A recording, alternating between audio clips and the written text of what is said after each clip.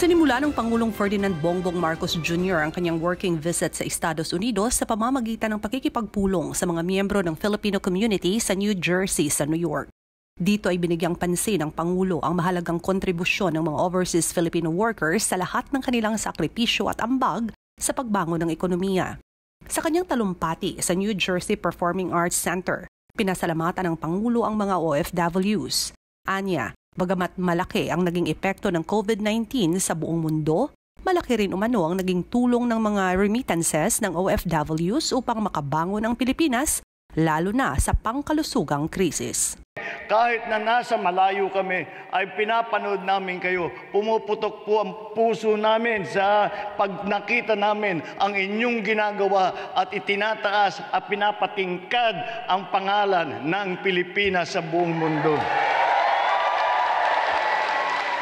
Yung remittances na pinadala ninyo, alam ko, ang iniisip ninyo ay tulungan ng mga pamilya ninyo.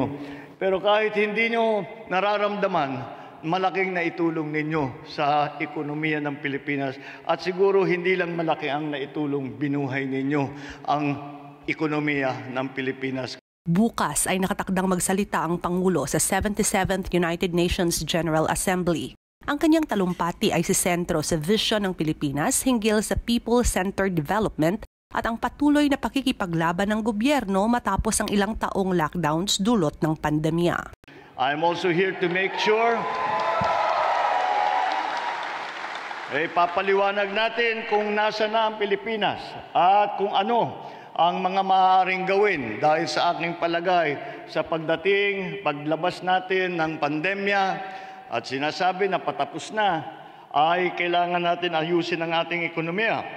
Muli namang inihayag ng Pangulong Marcos ang commitment ng Pilipinas sa mga patakaran ng United Nations, lalo pat mahalaga ang papel na ginagampanan ng UN para sa international dialogue and cooperation. Inihayag pa ng Pangulo na ilalatag niya rin ang pananaw ng bansa sa iba't ibang problemang kinakaharap ng mundo at maging ang papel na gagampanan ng Pilipinas sa paglutas ng mga suliranin bilang responsableng miyembro ng pamilya ng mga bansa sa buong daigdig. Habang nandito ako, we will be working hard to get other things done for the country besides addressing the UN General Assembly on Tuesday. The same way, my father, President Ferdinand Marcos, and my mother, Imelda Romualdez Marcos, did on several occasions during his incumbency. Sa mga susunod na araw ay makikipagpulong rin si Pangulong Marcos Jr. sa iba't ibang mga leader, mga negosyante, mga potensyal na investors at magsasalita sa economic briefings sa New York. In the coming days, so besides the meetings with the political leadership, it will also be for potential investors, other business leaders. Gusto natin para paahunin nga natin, para pasiglahin natin ang ekonomiya na makapag-invest. At pag nag-invest, mayroon bagong negosyo. Kapag may bagong negosyo, may trabaho. Kabilang sa delegasyon ng Pilipinas sa UN General Assembly ay si First Lady Lisa Araneta Marcos, Ambassador Jose Manuel Romualdez, Ambassador Antonio Manuel R. Lagdameo Sr., House Speaker Ferdinand Martin Romualdez, Representative Ferdinand Alexander Marcos III at Joseph Simon Marcos.